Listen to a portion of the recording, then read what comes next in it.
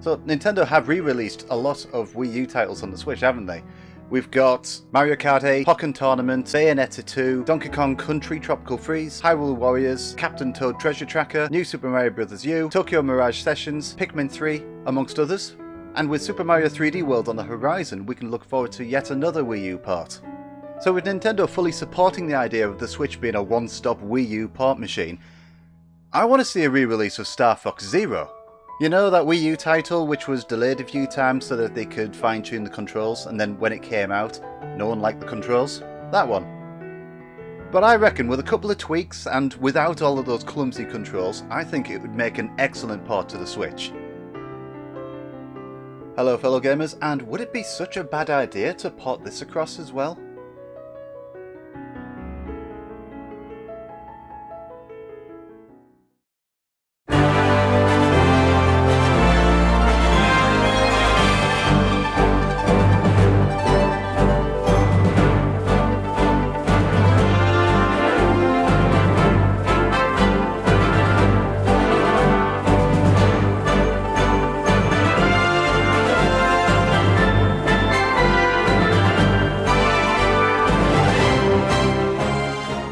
For those of you with a hazy memory, Star Fox Zero released for the Wii U in April of 2016.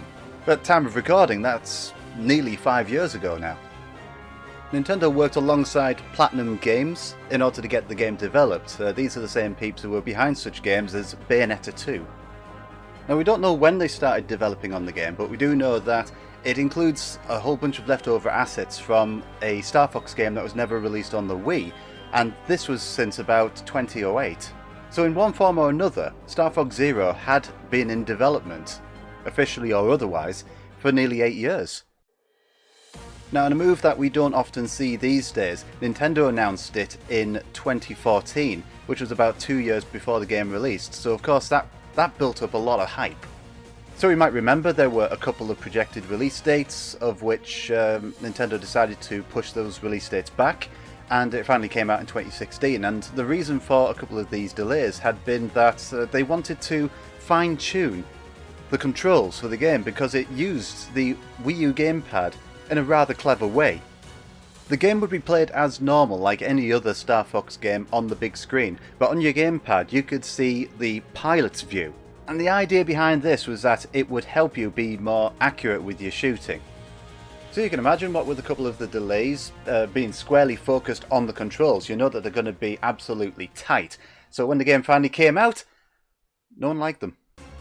It was universally agreed that the controls were rather on the awkward side, and they definitely took some getting used to. I know I can speak for myself when I say I was thrown off by the different arrangement of the buttons. You were pressing different buttons in order to carry out the same commands and actions in the game as you would in previous titles. Gyro aiming was included as well, so you could turn your gamepad in order to change your view of the cockpit and the direction in which you're firing.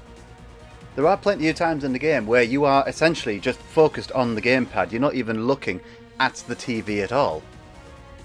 Now the two-screen thing, it works when the two screens are right next to each other, but it doesn't work quite so well when you're straining your neck up and down all the time. And if you're in the middle of a dogfight with Star Wolf while you're trying to get your head around all of this, you can kiss your ass goodbye. And I'll agree, I struggled with those controls. But that doesn't take away from the fact that Star Fox Zero, controls aside, is actually a really good game. It runs as smooth as butter almost all the time, except for that one planet that I can't remember the name of. The graphics used for the R-Wings and all of the other assets and all the characters, they look absolutely fantastic for a Wii U. And the story, albeit heavily lifted from Lilac Wars, is also really good as well. But for me, I think I like it because it's familiar, because I played an awful lot of Lilac Wars when it released on the N64. With all the different routes you can take, all the different planets you can visit, and all of the in-game achievements that you can get, if you were able to perfect those controls, you would have had many hours of fun with this. So how would one go about porting a heavily two-screen game to a single-screen device like the Switch? I think in order to be able to do that, you need to turn Star Fox Zero into a more traditional Star Fox title.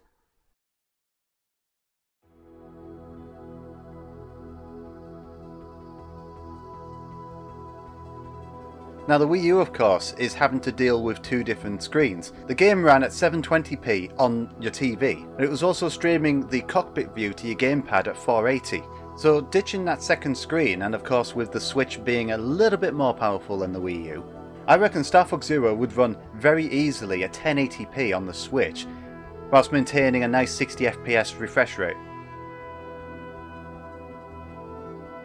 Getting rid of that second screen and making it more like a traditional Star Fox title, we can also see the return of more traditional Star Fox controls. I mean, the control styles from either Lilac Wars or from Star Fox Assault would do nicely here. It wouldn't only be familiar to Star Fox veterans, but also to newcomers to the series as well. That should mean that more people are going to be able to pick up this game, play it, and enjoy it. And of course, if they wanted to keep some of the gyro controls in, they could do. That could be handy for anyone who prefers to use gyro controls for aiming. But I'm proposing that the rest of the controls just be standard Star Fox controls that we're all familiar with. Now with Star Fox Zero, Nintendo took a slightly different approach to the all-terrain areas, where you're able to freely fly around a map.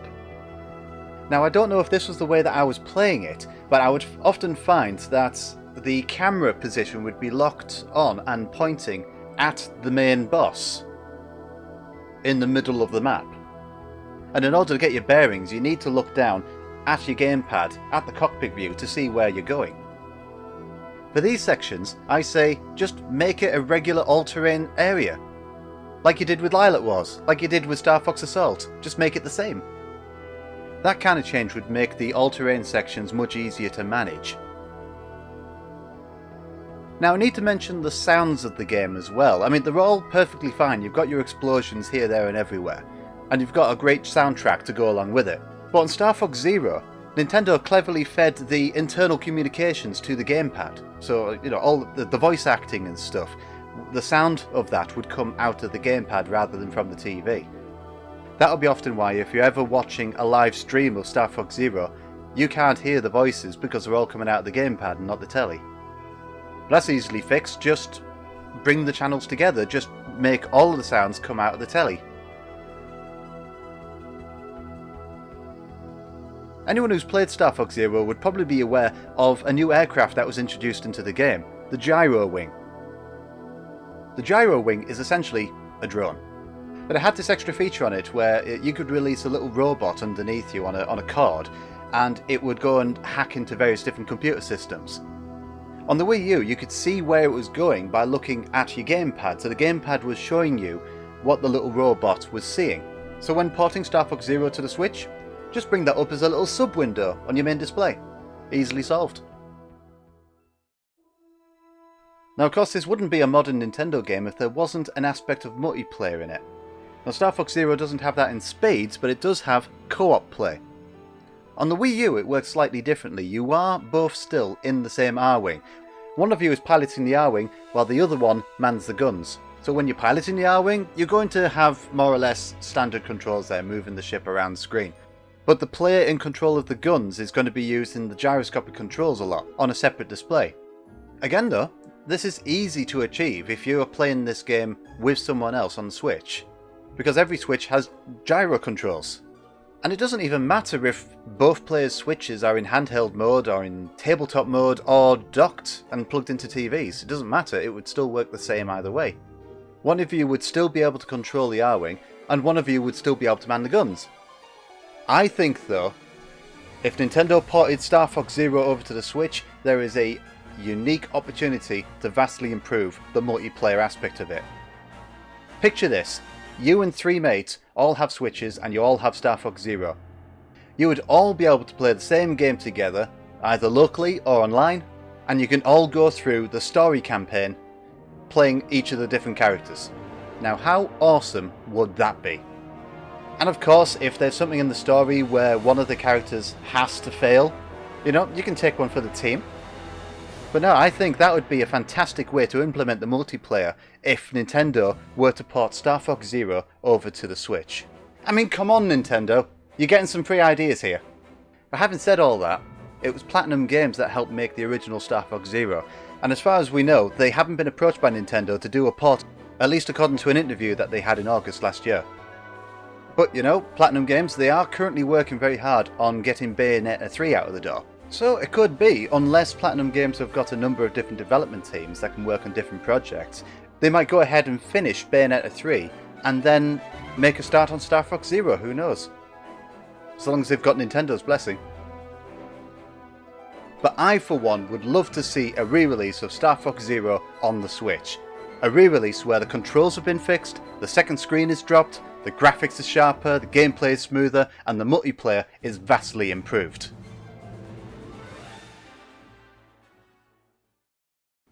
You can leave Star Fox Guard though. We don't need that. So there you have it, those were the ways that I think Star Fox Zero could be ported over to the Switch. But what are your thoughts? Would you want to see Star Fox Zero on Switch, or would you rather see a whole new one brought out? Let everyone know down below in the comments. And while you're there, let me know what you thought of the video with a like or dislike, and you know, there's always that subscribe button if you want to see more. Thanks again for watching, and I'll catch you all next time.